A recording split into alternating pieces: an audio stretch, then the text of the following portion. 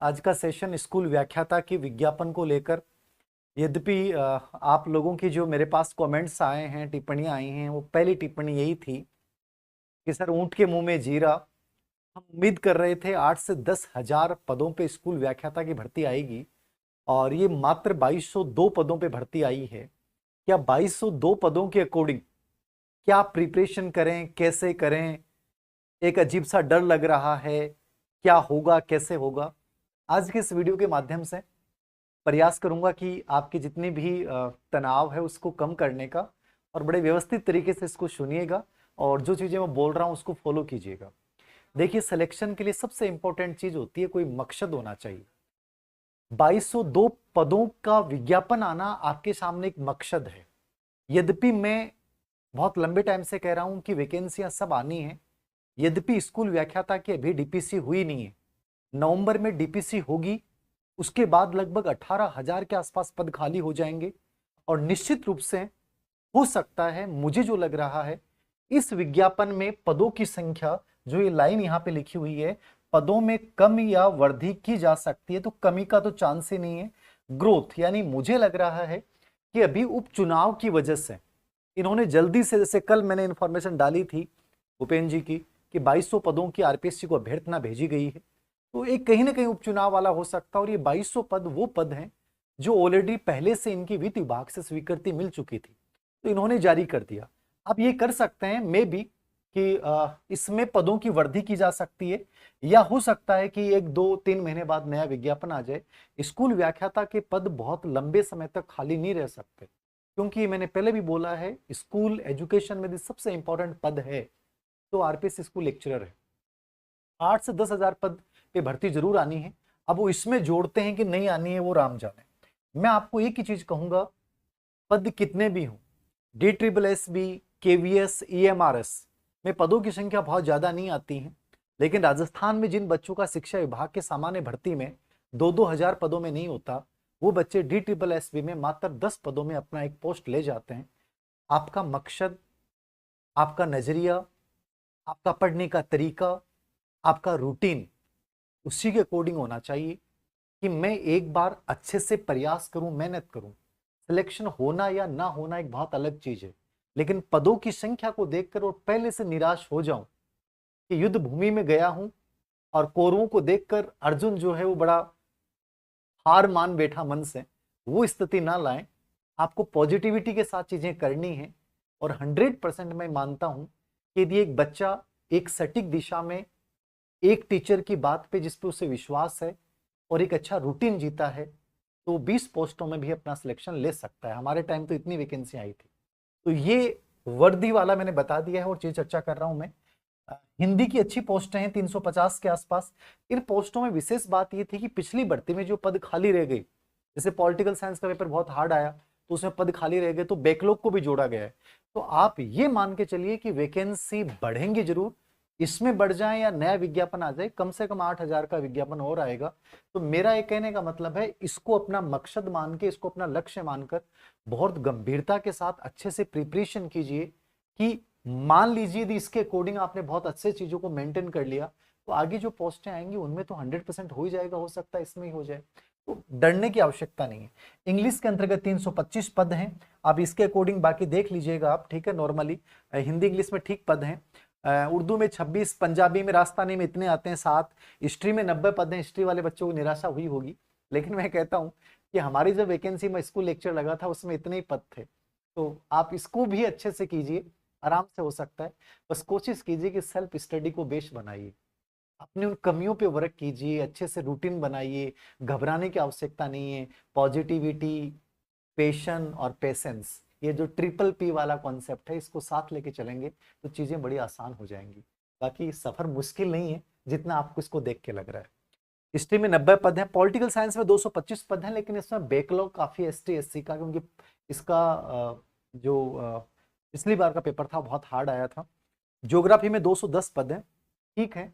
जो ज्योग्राफी वाले बच्चे, मैं एक ही कहूंगा, यदि आपको एक पद चाहिए तो एक बार मेहनत से एक सटीक दिशा बना के सिलेबस का पूरा एनालिसिस करते हुए, फर्स्ट पेपर को साथ में लेते हुए चीजों को यदि करोगे ना तो चीजें हो जाएंगी, इतनी मुश्किल है नहीं। इकोनॉमिक्स में 35 पद है, नॉर्मली इतने ही आते हैं लगभग। सोशियोलॉजी में 16 पद हैं, इतने ही आते हैं। होम साइंस 16, मतलब थोड़े ज्यादा जाते हैं बट लगभग। केमिस्ट्री में 36, थोड़े कम है। फिजिक्स में 47 अच्छे पद हैं। फिजिक्स वगैरह में वैसे नॉर्मल बड़ी भर्ती है तब भी इतने ही पद आते हैं, 200-250 पद। मैथ्स में 153 पद हैं स्कूल लेक्चर में, ठीक है, बट बैकलॉग ज्यादा है। बायोलॉजी में 67 है। कॉमर्स में 340 पद हैं, बहुत अच्छे पद हैं कॉमर्स वाले बच्चों के लिए, और अच्छा चांस है कॉमर्स वालों के लिए। ड्राइंग 35, म्यूजिक 6, फिजिकल एजुकेशन 37, ये बहुत अच्छा है। कोच वगैरह ये आपके हैं नहीं। अब देखो इसमें जो काम की चीजें हैं वो बहुत सारे पद, इसमें बैकलॉग भी हैं, वो देख लीजिएगा अपने पदों के अकॉर्डिंग। मैं तो एक ही चीज कहूंगा, पहले से निराश हो जाओगे।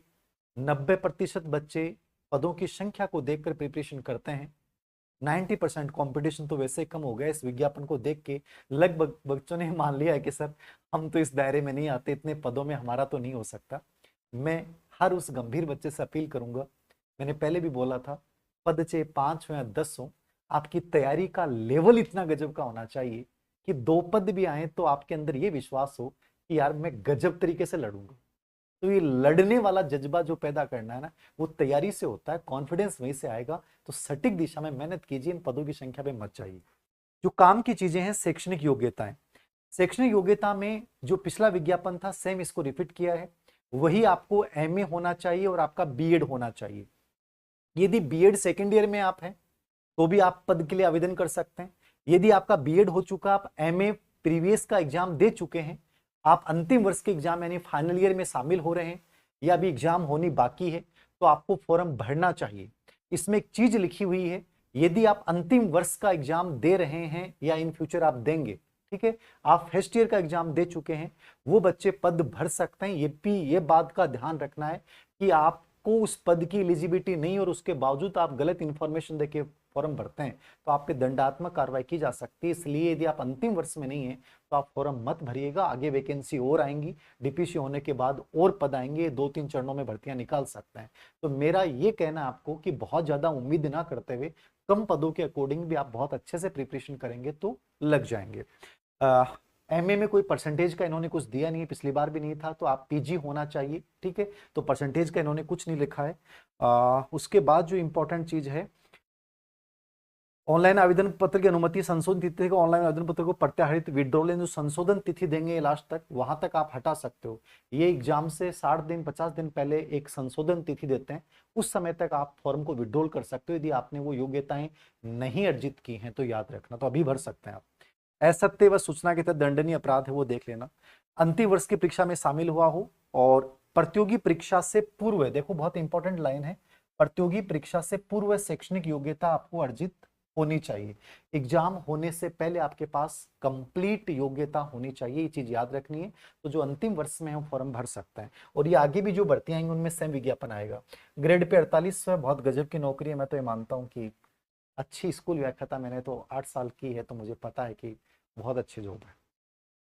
न्यूनतम 21 वर्ष, 1 जनवरी 2025 को 21 वर्ष होनी चाहिए। जिनका 1 जनवरी 2025 को 21 वर्ष नहीं है वो फॉर्म ना भरें, आगे विज्ञापन संशोधन आ जाए तो आप भर दीजिएगा।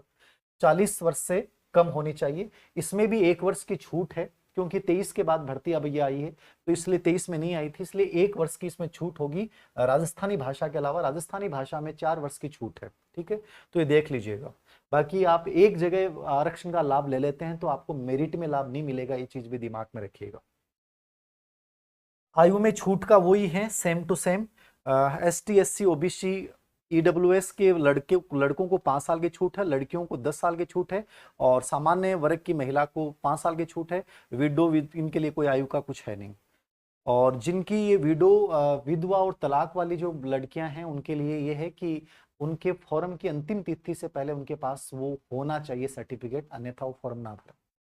राजस्थान के ही लोगों को आरक्षण का लाभ मिलेगा। यदि राजस्थान बाहर की कोई महिला राजस्थान में विवाह करके आई है तो उसको सामान्य कैटेगरी में फॉर्म भरना है, राजस्थान रिजर्वेशन का लाभ नहीं मिलेगा उसको। आयु वाला हो गया। चयन प्रक्रिया वही है, एग्जाम होगी, परीक्षा का माह, स्थान व माह, इसको लेकर आप लोगों का सवाल है कि सर कब हो सकती है। विशेष बात बताऊं कि आरपीएससी के जो वर्तमान सेक्रेटरी हैं रामनिवास मेहता, सुनने में आता है कि उनकी कार्यशैली बहुत एक्टिव है, मतलब वो बहुत आगे जाके चीजों को लीक से हटकर करने वाले योग्य अधिकारी हैं।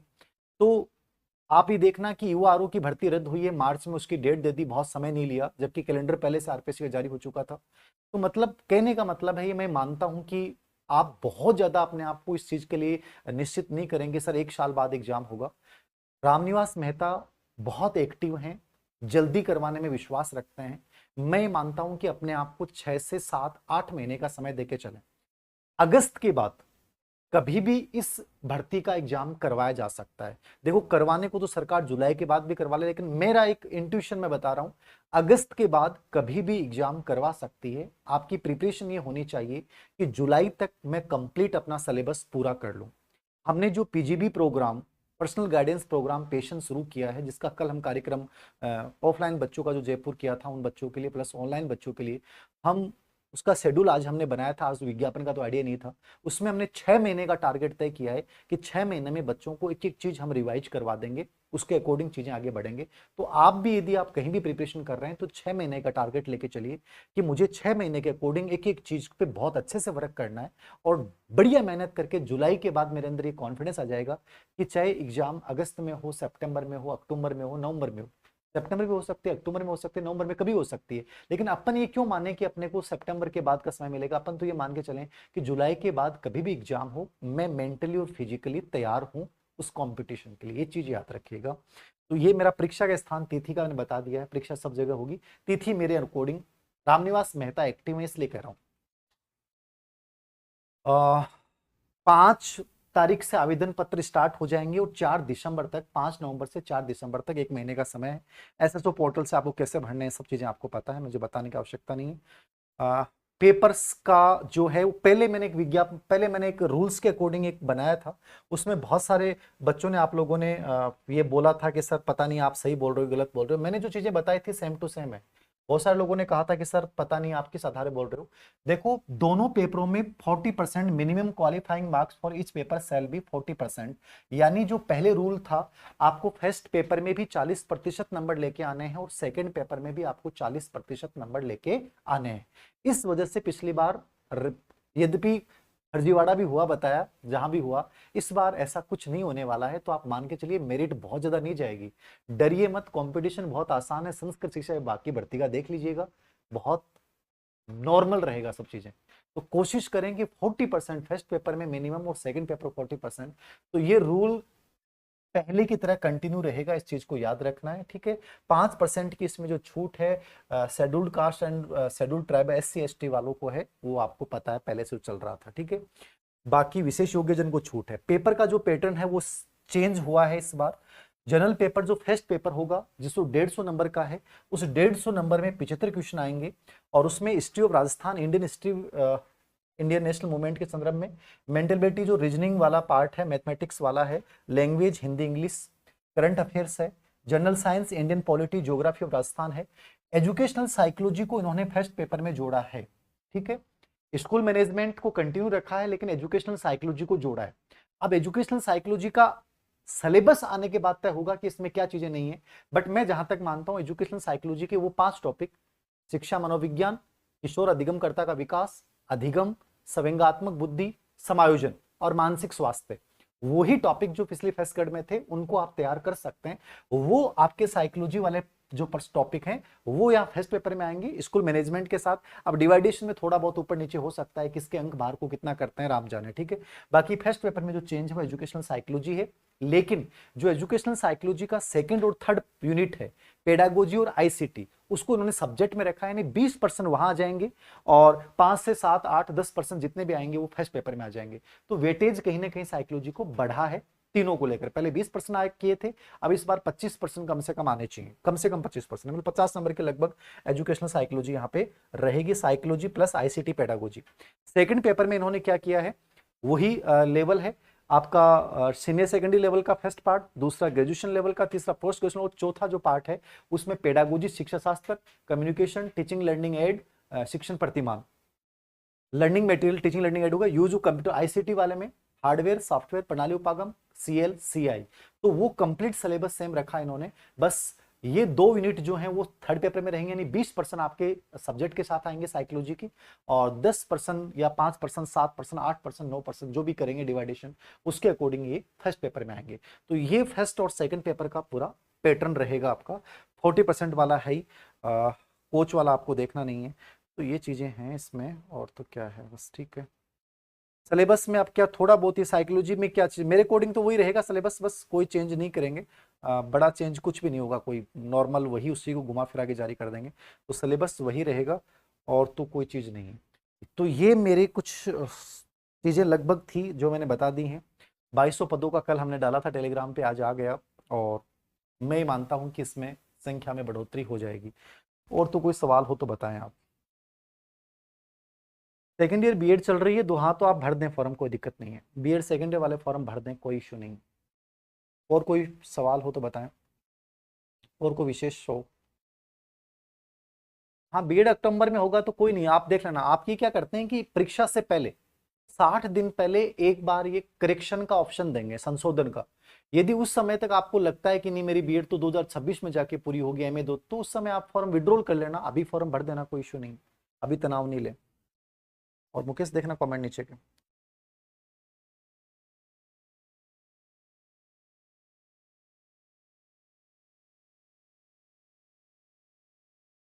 दूसरी चीज मैं कहूंगा कि ग्रेड सेकंड की जो प्रिपरेशन करने वाले बच्चे हैं वो ग्रेड सेकंड को कंटिन्यू रखें।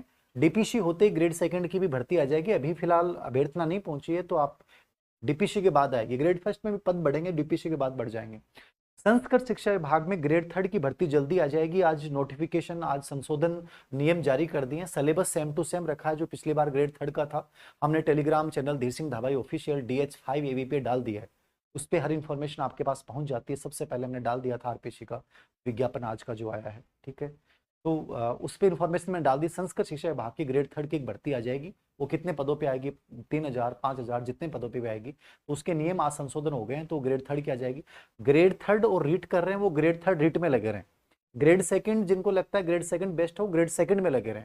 जिनको लगता है ग्रेड फर्स्ट ही करना है, तो फिर वो दिमाग में और चीज लाए नहीं, वो अभी 2200 पदों के लिए लड़े अच्छे से। और इन पदों के लिए लड़ने के साथ आप ये सोचें कि पदों की संख्या बढ़ जाएगी, नया विज्ञापन आ जाएगा। 100% मुझे ग्रेड फर्स्ट करना, तो फिर मुझे ये नहीं सोचना कि सर इसमें पद कितने हैं, सर मैं कैसे कर पाऊंगा, कैसे करूंगी, सर मुझे समझ में नहीं आ रहा, डिप्रेशन आ रहा है, दीपावली पे घर जाऊं कि नहीं जाऊं। आप आराम से घर जाइए दीपावली के ऊपर, वापस से लौट के आइए, ठीक है, और बहुत अच्छे से रूटीन बनाइए, ठीक है। चीजों को एनालिसिस कीजिए, पूरे विज्ञापन को आराम से पढ़िए, खुद के साथ वर्क कीजिए। आप हर रायचंद की राय मानोगे ना, तब तो हो जाओगे बाहर। वो तो ये कह रहा है, वो ये कह रहा है, वो कह रहा है मेरी किताब पढ़ लो, वो कह रहा है मेरी किताब पढ़ लो, वो कह रहा है मेरा कोर्स ले लो। तो देखो, इन सब चीजों से बच के जो कंटेंट आपके पास है, जो आपको लगता है कि बहुत सही है, उसको बार बार पढ़ें, PYQ को हल करें, अपना एक रूटीन बनाएं। जैसे हमने PGB प्रोग्राम में बच्चों का जो ऑफलाइन जयपुर किया था, तो उसमें की एक चीज हमने बताई कि इन चीजों को ऐसे करना है। तो आप एक ऐसा कोई मेंटर चुन सकते हैं अपने लेवल पे, आप खुद अपने मेंटर बनिए, चीजों को करिए। जो बच्चे PGB प्रोग्राम के लिए पूछ रहे थे ऑनलाइन के लिए, तो हम ऑनलाइन का आप कभी भी आप ज्वाइन कर सकते हैं। ऑनलाइन का मैं एक कोर्स बना देंगे इस पे, ऑफलाइन का हमने अलग से बना दिया, उनके ग्रुप्स बना दिए, और उस कोर्स के अंतर्गत आपको पूरा शेड्यूल जारी कर दिया जाएगा। ऑफलाइन का फायदा ये होता है कि हम पर्सनल मिलेंगे उन बच्चों से, हर वीक हम बच्चों से साथ बैठेंगे, ठीक है, उनकी प्रॉब्लम सॉल्विंग करेंगे कि चीजें कहाँ आपकी दिक्कत आ रही है, किस चीज को आप क्यों नहीं कर पा रहे हो, इस पार्ट को ऐसे भी किया जा सकता है, ठीक है ना। तो स्पेशली हमारा फर्स्ट पेपर जीके को लेकर रहेगा, उसमें सेकंड पेपर को लेकर हम गाइडेंस देंगे कि इन चीजों को ऐसे कर लो, आपके कंटेंट में ये चीजें और बेटर हो सकती हैं, ठीक है। उसके जो एक्सपर्ट होगा उससे हम मिला देंगे। तो मतलब उद्देश्य हमारा यही है कि उन बच्चों को भीड़ से थोड़ा सा अलग करके और एक दिशा देना, तो ये टारगेट है। बाकी कितने सफल होते हैं वो बच्चों की मेहनत पे डिपेंड करेगा। और कोई सवाल। एग्रीकल्चर वाला शायद संशोधन की वजह से नहीं आया है, आ जाएगा।